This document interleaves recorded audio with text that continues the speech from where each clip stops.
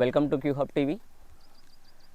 आज के इस वीडियो में हम ग्लोबल मार्केट्स में लास्ट वीक में क्या हुआ और इंडियन स्टॉक मार्केट में जो मेन इंडिसेस है निफ्टी और बैंक निफ्टी वो कैसे रिएक्ट करे ग्लोबल क्यूज़ को, और नेक्स्ट वीक में कौन से लेवल्स अहम है निफ्टी और बैंक निफ्टी को, और यूएस मार्केट्स में कौन से ग्लोबल क्यूज़ नेक्स्ट वीक में रिलीज़ होने वाले हैं। इन सारी चीज़ों के ऊपर आज के इस वीडियो में डिस्कशन करने वाले हैं। हम लास्ट वीक में ही डिस्कस करे थे जो अब ग्लोबल मार्केट्स में और डोमेस्टिक स्टॉक मार्केट्स में एक नेगेटिव ट्रेंड चल रहा है। इसका मेन वजह हम भी डिस्कस करे हैं, वो है मिडिल ईस्ट कॉन्फ्लिक्ट, जो इजराइल हमास का जो लड़ाई चल रही है उसके वजह से हम लास्ट वीक में लगातार एक डाउनफॉल देखे हैं यूएस के बाज़ार में हो और इंडियन स्टॉक मार्केट में। लास्ट वीक में except one trading session, remaining trading sessions में हम गैप डाउन ही देखे थे। मीन्स हर दिन यूएस के इंडिसेस डाउ जोन्स, S&P 500 और नास्डैक लाल निशान में ही क्लोज हुए थे।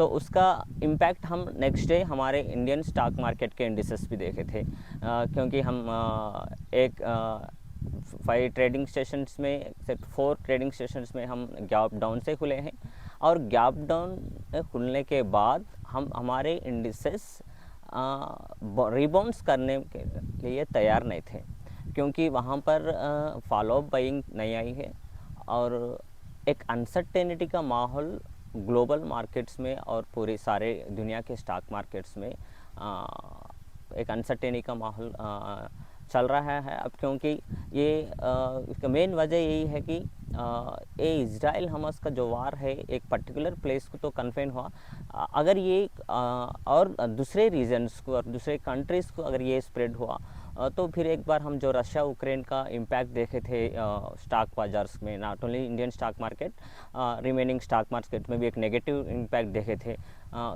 उसी तरह का माहौल फिर बन सकता है। ऐसा कुछ एक्सपेक्टेशन सब ट्रेडर्स और इन्वेस्टर्स को सोच रहे हैं, ऐसे मे भी हो सकता बोल के। लेकिन एक बात मैं यहाँ पर ट्रेडर्स को सजेस्ट करना चाह रहा हूँ कि जब मार्केट गिरना शुरू होता है तो बाज़ार कभी भी जो सपोर्ट लेवल्स को रिस्पेक्ट नहीं करता।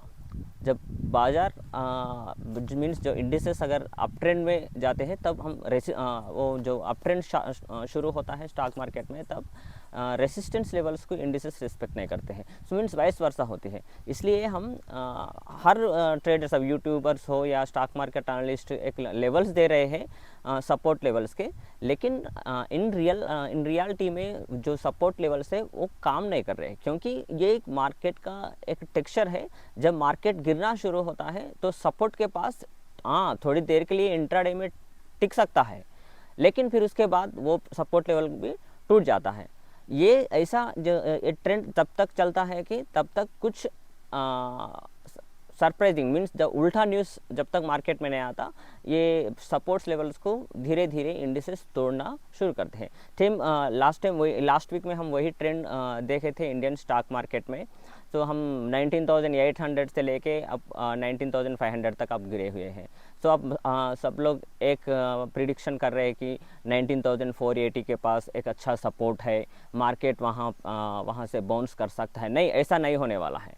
जब तक ग्लोबल अनसर्टेनिटी में सुधार नहीं आएगी, जब तक जो इजराइल हमास का कूल ऑफ नहीं होगा, तब तक ये लेवल्स स्टॉक बाजार्स को रोकने वाले नहीं है। अगर 19,480 के लेवल पे अगर निफ्टी पहुंचने के बाद अगर कुछ ग्लोबल न्यूज़ अगर पॉजिटिव में बदलते या जो वार का माहौल है उसमें कुछ सुधार आता है, तब वहाँ से अगर फॉलोअप बाइंग फिर 19,480 लेवल पे अगर आएगी तब हम बाउंस देख सकते हैं। क्योंकि जब गिरते हुए मार्केट में रेसिस्टेंस तक मार्केट जा सकता है, लेकिन फिर उसके बाद फिर सपोर्ट को फिर टेस्ट करने के लिए नीचे आता है। सो ये है माहौल। फ्राइडे के दिन कल भी यूएस के इंडिसेस से लाल निशान में ही बंद हुए हैं। गिफ्ट निफ्टी फिर 90 पॉइंट्स का नेगेटिव गैप डाउन दिखा रहा है मंडे के लिए। में कुछ भी हो सकता है, अगर सैटरडे आज कल में अगर कुछ चेंजेस अगर इंटरनेशनली अगर बदल जाए, स्पेशली जो इज़राइल का वार को लेके कुछ अगर चेंजेस, अभी तक तो वैसे न्यूज़ तो हम नहीं सुन रहे, मीन्स जो जंग जारी रह सकती है, जो कॉन्फ्लिक्ट जो है वो कंटिन्यू हो सकती है, ऐसे ही न्यूज़ ही हम सुन रहे हैं पिछले कुछ दिनों से। जब तक ये इसमें कुछ कूल ऑफ नहीं दिखेगा, हम ये फॉल तो कंटिन्यू हो सकता है इंडियन स्टॉक मार्केट में और दूसरे स्टॉक मार्केट में। हम उम्मीद कर रहे थे कि ये जो फेस्टिव सीज़न आ रहा है, ये दसरा दुर्गाष्टमी या दसरा फेस्टिव है नेक्स्ट वीक में, सो उस दिन कुछ बाउंस देख सकते हैं, एक अच्छी रैली मिल सकती शायद, ऐसा कुछ हम प्रिडिक्शन कर रहे हैं। लेकिन जो इंटरनेशनल मार्केट्स या ग्लोबल क्यूज़ अगर देखने के बाद मार्केट तो थोड़ा मार्केट में जो इंडियन स्टॉक मार्केट का जो टेक्सचर है वो तो बिगड़ा है। तो अब नेक्स्ट वीक में तो मेन रीजंस क्या है, अगर मार्केट जिस तरह हम लास्ट वीक में इंडियन स्टॉक मार्केट के इंडिसेस हो या यूएस स्टॉक मार्केट के इंडिसेस हो क्यों गिरे हैं। एक तो तब भी वार, किसी ही देश के बीच अगर वार का माहौल शुरू होता है तब उसका इम्पैक्ट तो लॉन्ग लास्टिंग रहता है। हाँ, वार 1 वीक या 2 मंथ्स, लास्ट 1 मंथ के अंदर ख़त्म होता, लेकिन जो वार का इम्पैक्ट रहता है वो कई दिनों तक रहता है कंट्री में। सो हम रशिया यूक्रेन के टाइम पे भी हम ये देखे थे, वार 2-3 मंथ्स 4 मंथ्स चला है, लेकिन उसका इम्पैक्ट अभी तक हम देख रहे हैं, क्योंकि उसके बाद जो इन्फ्लेशन के आंकड़े आए हैं, जो इन्फ्लेशन लेवल्स थे हर कंट्री के पीक्स पे पहुंचे थे। सो इन्फ्लेशन को नीचे लेके आने के लिए हर कंट्री कोशिश कर रहा है, स्पेशली यूएस। तो इसी तरह के जब भी वार का माहौल शुरू होता है दुनिया में, तब एक स्टॉक मार्केट में क्या है बोले तो जो चीज़ें वो नेगेटिव में बदल जाते हैं, क्योंकि हम यूएस मार्केट्स के जो बॉन्ड यील्ड्स में भी एक शार्प अपमूव देखे थे लास्ट वीक में, ब्रेंट प्राइसेस में एक अपमूव देखे थे। सो उसके वजह से गोल्ड प्राइसेस में भी एक अच्छी चमक आई है लास्ट वीक में। उसके वजह से इक्विटी मार्केट में हम एक बेरिश ट्रेंड शुरू हुआ है। सो ये है मेन रीजंस, इसके वजह से बाजार में एक गिरावट हम देखे हैं। सो अगर आईएमएफ भी, इंटरनेशनल मॉनेटरी फंड भी एक प्रोजेक्शन रिलीज़ करा है यस्टरडे, वो है कि अगर ये वार अगर कंटिन्यू होता है, अगर ये जो ऑयल प्राइसेस है अगर 10% यहाँ से अगर और बढ़ते, तो हम ग्लोबल इकोनॉमिक ग्रोथ 0.15% घट सकती है, ठीक, और ग्लोबल इन्फ्लेशन 0.4% बढ़ सकता है। इस प्रकार प्रोजेक्शन आईएमएफ में रिलीज़ किया है। तो इसका मतलब ये है कि ये जो वार का माहौल है वो जल्द से जल्द सुधारना बेटर है, क्योंकि अगर ये वार अगर ऐसी अभी कंटिन्यू होती है और कुछ दिन के लिए, तो उसके इम्पैक्ट और सीवियरली पड़ सकता है मार्केट्स के ऊपर। तो और नेक्स्ट वीक के लिए अब देखेंगे, next week Indian stock market, मैं यहाँ पर ये चीज़ नहीं कह रहा हूँ कि ये जो सपोर्ट लेवल मैं आज के वीडियो में डिस्कस कर रहा हूँ वहाँ पर मार्केट टिकेगा, ये नहीं कहूँगा। जब तक जो ग्लोबल क्यूज नेगेटिव रहते हैं तब तक इंडियन स्टॉक मार्केट में भी नेगेटिव ट्रेंड ही चल सकता है।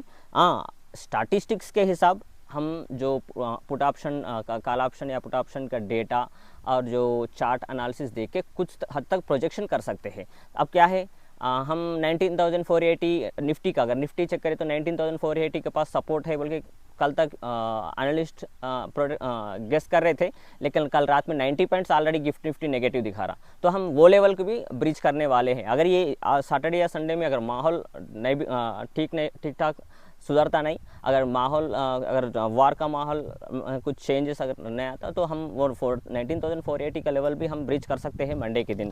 सो शॉर्ट वीक है नेक्स्ट वीक, क्योंकि हॉलीडे भी है इसमें, सो फेस्टिवल हॉलीडे है, एक ट्रेडिंग सेशन, तो मार्केट शॉर्ट वीक कह सकते हैं नेक्स्ट वीक। सो 19,542 के पास निफ्टी क्लोज किया है। सो 19,000 अगर कॉल रेटर्स का प्लेसमेंट देखें तो 19,600, 19,650, 19,700 के पास कॉल रेटर्स प्लेस होके हैं। सो ये लेवल्स रेसिस्टेंस के जैसा काम कर सकते हैं। सपोर्ट तो 19,500, 19,400 ये ऑप्शन चेन डेटा के ऊपर। अगर यही चार्ट के ऊपर अगर ऑब्जर्व करें तो इंट्राडे में 19,482 सपोर्ट दिख रहा है निफ्टी के लिए, लेकिन अगर मंडे के दिन जो गिफ्ट निफ्टी क्लोज हुआ, अगर उसी प्रकार इंडियन स्टॉक मार्केट अगर मंडे खुला तो 19,482 लेवल भी सरेंडर कर सकता है मार्केट। उसके बाद जो लेवल आ रहा है चार्ट के ऊपर 19,324, 19,352, इसके आसपास 100 day exponential moving average place होके है। ये तो एक अहम लेवल है। अगर ये ब्रीच हुआ तो 19,482 के नीचे एक बड़ा फॉल निफ्टी में देख सकते हैं, वो हमको सीधा 19,324 के पास ले सकता है। अब मार्केट में मार्केट का लॉन्ग तो सोचना ही नहीं ट्रेडर्स यहाँ पर, क्योंकि जब तक मार्केट डिसिसिवली 19,679 के ऊपर अगर क्लोज नहीं होता, ओके, डेली चार्ट के ऊपर, तब तक मैं यहाँ पर लॉन्ग के लिए सजेस्ट नहीं करूँगा, क्योंकि 19,679 के पास ही 20 day exponential moving average place होके है। जब तक 19,679 के ऊपर बांध नहीं होता निफ्टी, मैं ये सेल एंड राइज की स्ट्रैटेजी अडॉप्ट करने के लिए सजेस्ट कर रहा हूँ। बैंक निफ्टी में लास्ट 2 वीक से बोल रहा हूँ, बैंक निफ्टी बहुत कमज़ोर है निफ्टी से कंपेयर करें तो। सो बैंक निफ्टी के सपोर्ट्स भी 43,700, 43,500 के पास अब तक तो पुट रेटर्स प्लेस होके हैं, और रेसिस्टेंस 43,800 से लेकर 44,000 रेसिस्ट कॉल रेटर्स प्लेस होके है। ए लेवल्स रेसिस्टेंस के जैसे काम करने वाले हैं। बैंक निफ्टी चार्ट के ऊपर अब एक टेस्ट हम पिछले कुछ वीक से बोल रहे हैं कि 200 डे एक्सपोनेंशियल मूविंग एवरेज का डोर ओपन हो गया है। अब 43,281 को टेस्ट कर सकता है बैंक निफ्टी, वहाँ पर 200 day exponential moving average place होके है। बैंक निफ्टी में फ्रेश लॉन्ग तो तभी आएगी जब 44,343 के ऊपर बैंक निफ्टी डिसिसिवली क्लोज नहीं करता, क्योंकि वहाँ पर 20 डे एक्सपोनेंशियल मूविंग एवरेज है। तो Q2 के रिजल्ट्स भी अपने को उतने शानदार तो नहीं आ रहे हैं। इसके वजह से ये भी एक रीज़न हो सकता है कि इंट्राडे में एक अच्छे शार्प बाउंस हम नहीं देख रहे हैं, क्योंकि Q2 के रिजल्ट्स मैं ऑलरेडी पिछले कुछ वीडियोस में बोला था कि Q2 के रिजल्ट्स के ऊपर मार्केट उतना ज़्यादा रिएक्ट नहीं करता, लेकिन फिर भी Q2 के रिजल्ट्स तो न्यूट्रल ही है। तो कुछ कंपनीज तो अच्छे रिजल्ट्स पेश कर रहे हैं, कुछ कंपनीज तो नेगेटिव रिजल्ट्स, तो मीन्स एक अगर पूरा ओवरऑल अगर अब तक जो भी रिजल्ट्स रिलीज हुए हैं वो देखें तो एक न्यूट्रल से डाउन साइड ही दिख रहे हैं मार्केट। सो वो भी मार्केट पसंद नहीं आ रहे हैं Q2 रिजल्ट्स, इसलिए इंट्राडे में मुंह नहीं देख रहे हैं अपन। और जो भी और अपने को एक अपसाइड मूव मिल रहा है वहाँ पर फिर शार्ट कर रहे हैं ट्रेडर्स, इसलिए हम एक अपसाइड मूव्स लास्ट वीक में नहीं देखे हैं। तो मैं यहाँ पर एक ही सजेशन दे रहा हूँ ट्रेडर्स को, ओवरनाइट पोजीशंस कैरी मत कीजिए। अगर कैरी करना है तो मैं लास्ट 2 वीक से ही समझाते आ रहा हूँ कि कुछ टाइम के लिए ओवरनाइट पोजीशंस अवॉइड कीजिए। अगर ओवरनाइट पोजीशंस अगर कैरी करें तो भी कंपलसरी हेडजिंग के साथ ही करना है, अदरवाइज ट्रेडर्स बहुत नुकसान पहुँच सकता है, क्योंकि ये जो भी शार्ट करके जा रहे हैं वो लोगों को पैसा बन रहा है, गैप डाउन हो रहा है मार्केट, ओके। लेकिन इंट्राडे में तो कुछ भी यहाँ नहीं मिल रहा है। थोड़ा लॉन्ग मीन्स जो भी अगर गिरने के बाद थोड़ा लोग बाइंग कर रहे हो वो लोग कुछ हद तक थोड़ा बहुत प्रॉफिट मिल रहा है।